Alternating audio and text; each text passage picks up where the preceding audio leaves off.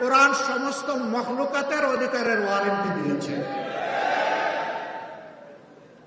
মানুষ তো অবশ্যই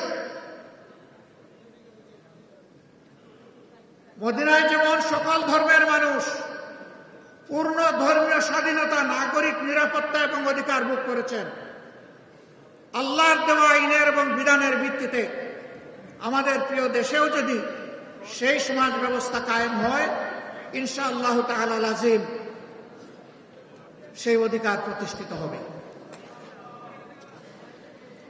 কাজেই এখানে একটা দাবি দেখলাম, 7 দাবির মধ্যে একটা দাবি যে মসজিদ কমিটিতে ইমাম এবং খতিব সাহেবদেরকে সম্মানের সাথে অ্যাকোমোডেট করতে হবে। আমি আপনাদের এই দাবির সাথে একমত না।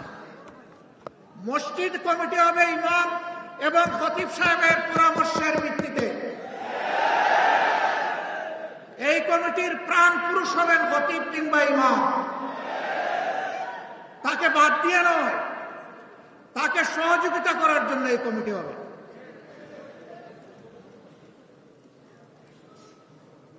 আপনাদের মর্যাদা কি ভাই? আমরা যখন জীবিত আপনারা ইমামতি করেন, আমরা পিছনে দাঁড়িয়ে যাই, আপনারা আমাদের ইমাম। আমরা যখন দুনিয়া থেকে বিদায় নেই, তখন আপনারা আমাদের ইমাম। শুধু ব্যতিক্রম এতটুকু, জীবিত অবস্থায় আপনাদের পিছনে দাঁড়ায়, আর দুনিয়া থেকে চলে গেলে আমাদের লাশটা সামনে রেখে আপনারা দাঁড়ান। আপনারা হচ্ছেন ইমামুল হাইয়া ওয়াল মাইয়া, হায়াতেও ইমাম, মৌতেও ইমাম। আমরা এই দিক থেকে কলিজার ভিতর থেকে আপনাদের প্রতি আজীবন সম্মান দেখাতে চাই। আমাদের ইমাম এবং খতিব সাহেবরা কারো করুণার পাত্র হবেন, এটা আমরা দেখতে চাই না। সমাজের ফয়সালা মিম্বর থেকে আসবে ইনশাআল্লাহ, সেই ফয়সালাই মিম্বর মেনে নেবে। হ্যাঁ, খতিব এবং ইমাম সাহেবরাও মানুষ, তারাও ভুলের ঊর্ধ্বে নন, ভুল তো হতেই পারে। ভুল যদি হয় এর সমাধান করতে হবে সম্মানজনকভাবে।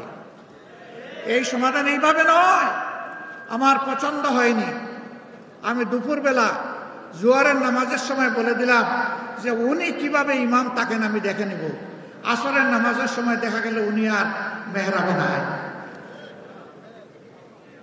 আমাদের ইমাম এবং খতিব সাহেবদের জন্য আমরা এমন ফয়সালা চাই না, এমন ফয়সালা বরদাস্ত করব না।